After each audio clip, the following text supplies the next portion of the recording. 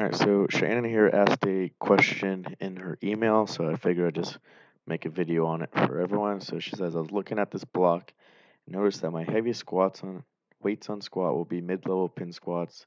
Wondering what the purpose of that is, as opposed to just performing that weight as a normal competition squat. So basically, what she's asking about is supra maximal training, and why not just going heavier on the competition squat.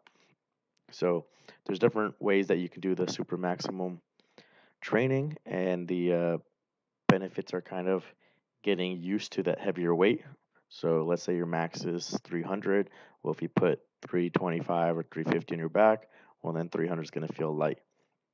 Versus if your max is 300 and you're always just training with 225 and then you try and go and max out, well, then putting 300 in your back the first time in however many months may feel difficult, may feel heavy, and it might mess with you psychologically. So it has that psychological benefit of making the weight feel lighter. It also has the physiological benefit of your body, your certain nervous system getting used to that weight and getting ready for a max out. So there's different ways that you can do that, and there's different ways I've done in the past. You can just do a unrack and walk out a squat, or just unrack and take out uh, the weight on a bench and just hold that lockout. So that way your body's getting used to the weight, but you're not going through any kind of range of motion. You can hold it 5 seconds, 10 seconds, 20 seconds, whatever. So that's a really easy way to do it, where you're just feeling the weight. The benefit of moving through some or all of the range of motion is that you're actually getting some work as well through the full range of motion, where your muscles are working at the different joint angles. So there's different ways you can do that. For example, if you want to do full range of motion, you can do a reverse band squat or bench or even deadlift, where you're setting the bands up from the top of the rack down and it's pulling up on the bar, so that makes it easier. So then you can add more weight. So your max is 300, you might put 400 on there, and then the bands are helping you more at the bottom and less at the top. So it might feel only like 200 in the bottom, but feel like 400 at the top and maybe 300 in the middle. So you're getting used to that weight through a larger range of motion. Same thing could be done with chains.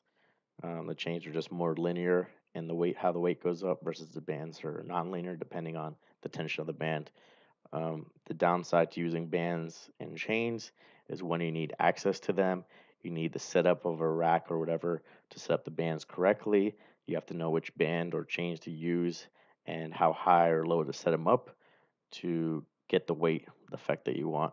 So kind of an in between of the walking out and just holding a weight at lockout and using the bands and chains is using a safety or some kind of pins or boxes to cut down some of the range of motion, so that you're doing like just half the range of motion or a quarter of the range of motion to kind of get some of that effect of the range of motion, and your muscles working through a partial range of motion, but not the full range of motion and not just the walk out and hold. So that's where the pin squats at the mid level, the pin press at the mid level, and the block pull at 2 inches, 4 inches, 6 inches, wherever it comes in.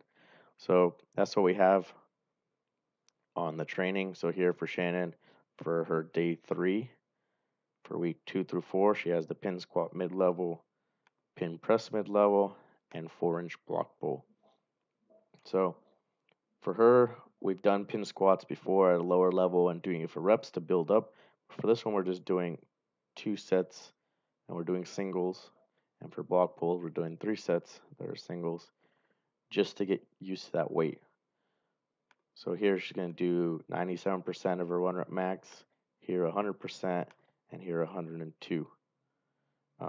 Similar thing on bench, 100, 106, 106. And similar thing on block pulls, 100, 103, 104.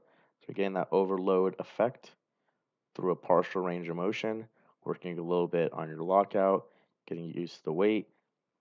For deadlift, it's also a little bit work on the grip, because you have to hold the heavier weight in your hands, even if it is for a second or two. Okay. And also, why are we not doing just 97% on a competition squat is that this reduces the chance of failing a lift. Since we're getting into the 90% and up range, there's a high probability that you will miss a rep at this range, depending on how fatigued you are, what kind of mental state you're in, what kind of training you did prior, that kind of stuff like that. So this will ensure it, because basically, even though it says it's 97%, this is 97% of our full range of motion competition squat, but it's not 97% of our pin squat at mid-level. So the relative intensity is actually lower. So let's say if our max, instead of it being 314 on the pin squat mid-level, it was 350. So then 305 out of 350 is actually only 87%. So we're actually doing, for example, 87% single on this movement when you're using the max for this movement. So it's actually bringing our intensity down based on changing the movement.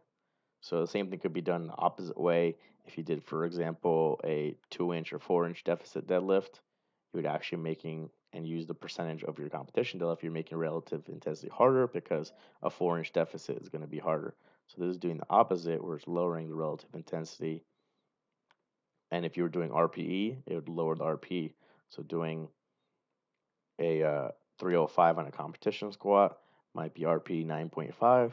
Doing a 305 on a pin squat at mid-level might be 8.5. So whether you're looking at a percentage and relative intensity from that, or as a RPE, you're making it easier. But we're still getting the effect we want of loading the heavier weights, preparing the body for a max, getting you comfortable so you're not afraid under those weights, and moving through a small range of motion, get a little bit of training effect on the muscles and building up the lockout strength. All right, so hope that helps. I hope that gives a better explanation of why we're programming these in leading into your competition.